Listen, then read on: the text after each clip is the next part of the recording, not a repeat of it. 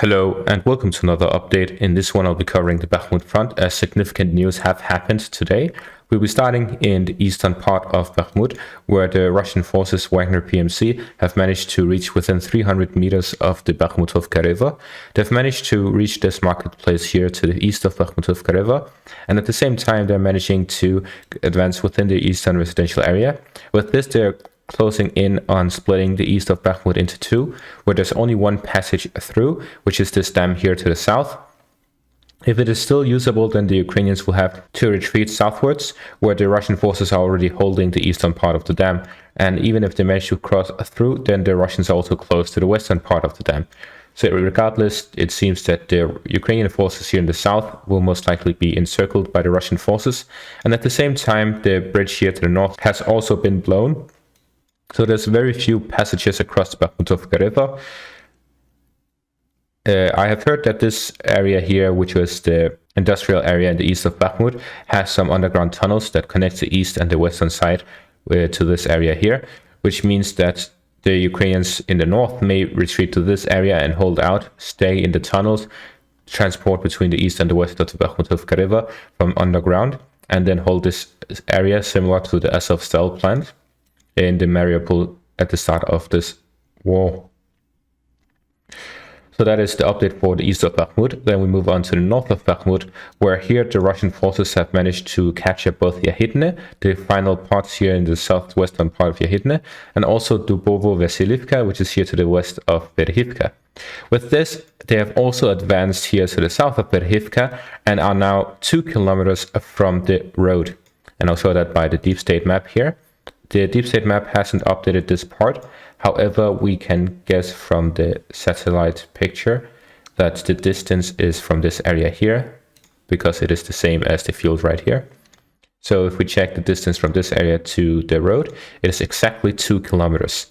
So the Russian forces or Wagner PMC is now within 2 kilometers of the road, which is the final road in and out of Bakhmut.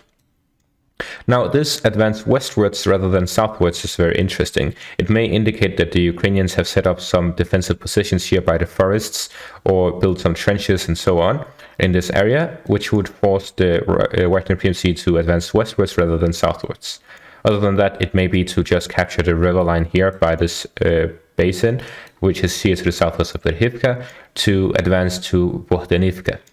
But either way, the road is most likely under fire control by the Wagner PMC already. It just hasn't been updated to show that yet. But essentially, the Russian advances within this area is as such. The red color is for today, and then the pink is for the previous days, and the green is for the Ukrainian counterattack that has now been nullified, as the Russian forces have now captured everything that they lost. With this, we now see that the Russian forces are in control over the complete settlement of Yahidne, and in related news to that, the weekly Blitz news article writes that the Ukrainian forces have carried out an explosion of a dam in Bakhmut, as a result of which several streets were flooded. This is reported by the Telegram channel 2 Majors. It is known that this happened against the background of the successful of Russian forces in Yehudatny, which is Yahidne. And as we can see, there's this dam here, so most likely it is this dam which has been blown, which will flood the streets here. And this is most likely because the Russian forces or Wagner PMC are using this railway to advance. So they blew up this to prevent further Wagner advance into the city itself. However, this is also very bad for the Ukrainians, as it will prevent them from flanking the Russian positions. And now the Russian forces will most likely just continue to advance towards the final road in and out of Bakhmut. So either way, now there's nothing between the Wagner PMC and the road. There may be a few trenches, but the Russian forces can advance through it. We see here that there are some roads here to the south, and this is all connected, which means that the Wagner PMC, even if the ground becomes muddy, they can still advance within a very close distance to the road, which will again allow them to have fire control over it. So Bakhmut is now operationally encircled, and it is very close to a full encirclement. The only thing between a full encirclement of Bakhmut and the current operational encirclement is the Russian forces here to the southwest of Bakhmut, which are closing in through the residential areas to the highway here. And the Russian forces advancing here towards Vokhdonivka, as well as south to the road, which will allow them full control over it. So essentially, we are very few kilometers from a full encirclement of Bakhmut, and we are currently in an operational encirclement of Bakhmut. With no signs of a Ukrainian withdrawal for the past few days, this indicates that there may be between 10 to 20,000 Ukrainian soldiers stuck in Bakhmut in an operational encirclement, which is a huge blow to the Ukrainian army. Now, when it comes to the operational encirclement, we have to take the topography into account as well. We can see here that the hills go downhill from these areas around Khomove, and in the Nevinivska area as well, it is still downhill, which means that as long as the Russian forces advance within this area here to the south, they will have a leveled ground against the Ukrainian forces from the south, and while they're attacking southwest from this direction, they will have the high ground throughout the whole front line. This essentially means that the Russian forces have the advantage when it comes to topography, when it comes to completely encircling Bakhmut, while at the same time all of Bakhmut is in a lower ground compared to the northwestern direction.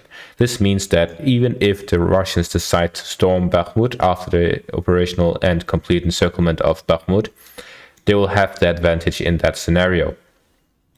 Now, the Ukrainians' current position is that the Russian forces are now closing in on an operational encirclement as well as full encirclement of the city, and there's no room for any escape without encountering heavy Russian fire from all sides during that escape. This means that the Ukrainians now have two choices: either make a significant counterattack to the north and south of Bakhmut, where they managed to retake the whole area south of the highway here, as well as southwards all the way to Klashivka, recapturing the heights in this area. And at the same time, they need to get a proper defensive line by the canal. But it seems like the Ukrainians have put all the cards or all the eggs in Bakhmut, all the eggs in one basket, as they say, to just hold that place at all costs. And that is why we're seeing now the Russian forces completely encircling Bakhmut, as it allows them to starve it out and take control of it, similar to what they did in Mariupol at the start of the war. So essentially, our current situation is that for a full encirclement of Bakhmut, the Russians have to advance 3.5 kilometers of Ukrainian positions, or connect the lines between the north and the south east of the Nevinivska for 8 kilometers. However, they just need to completely take control over the highway and road, which is this one between Bakhmut and Jazov Yar, and the southern one between Bakhmut and Konstantinivka, as the weather will become horrible and muddy very soon. It is already in the positive degrees Celsius, and it will start raining tomorrow. So essentially, there will be no exit for the Ukrainian forces if they do not control any of the roads.